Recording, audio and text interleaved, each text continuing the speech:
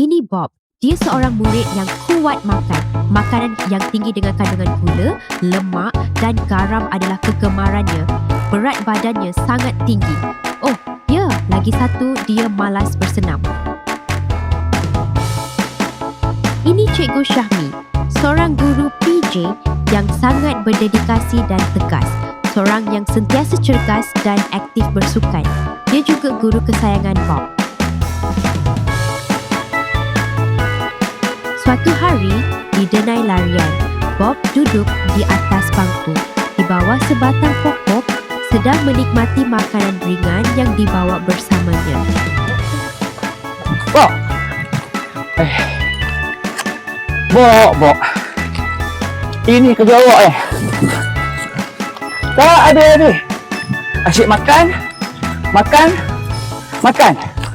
Bila nak jogging ni? Penatlah cikgu. Saya tengah menggunakan tenaga ni.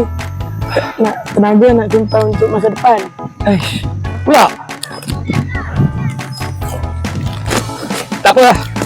Esok, jumpa saya petang. Okey?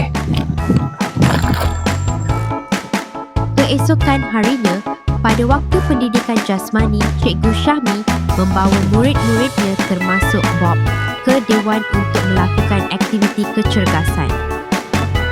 Okey, untuk aktiviti kita yang pertama pada hari ini ialah jumping jack. Kamu tahu jumping jack tu apa? Jumping jack ialah lompat bintang. Okey, contoh macam ni ya. Okey, boleh?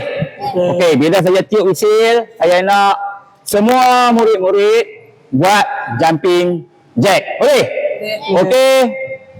Sedia, 1, 2.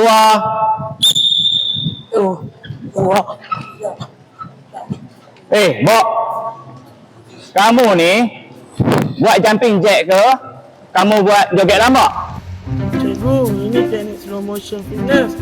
Kalau kita bagi dia lagu, nanti dia lemak terkejut. Kita kena bagi lemak ni tenang. Okey, Bob. Sekarang saya nak kamu buat seorang. Saya nak tengok macam mana kamu lompat. Boleh? Boleh, cikgu. Okey.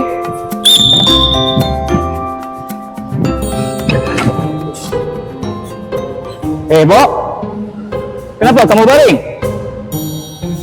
Cikgu, saya nampak semut tadi. Saya takut terpijak dia. Semut tu dah jalan pergi dah. Macam-macam alasan awak ya. Saya tunggu dia balik rumah dulu lah, cikgu. Dalam pada itu, Dr. Muda Amir dan Arif yang sedang berada di penjuru dewan terlihat gelagat Bob. Mereka segera bergegas menuju ke arah Bob. Bob? Cikgu, kenapa Bob baring? Sakit ke? Entahlah. Katanya dia simpan tenaga untuk masa depan.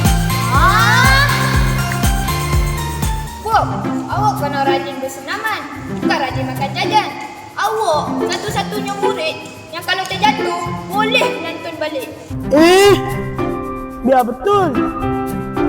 Boleh jadi bau simbol. Bau simbol? Awak tahu tak kenapa awak menang? Sebab dalam perut awak tu ada pesta gula, jajan, air gas, coklat. Kita tak tahu dah. Kawan baik, takkan buat awak suka. Pengajarannya, kita perlu kurangkan makan makanan yang tidak berkhasiat yang boleh menjejaskan kesihatan tubuh badan kita. Justeru, pesanan daripada kami,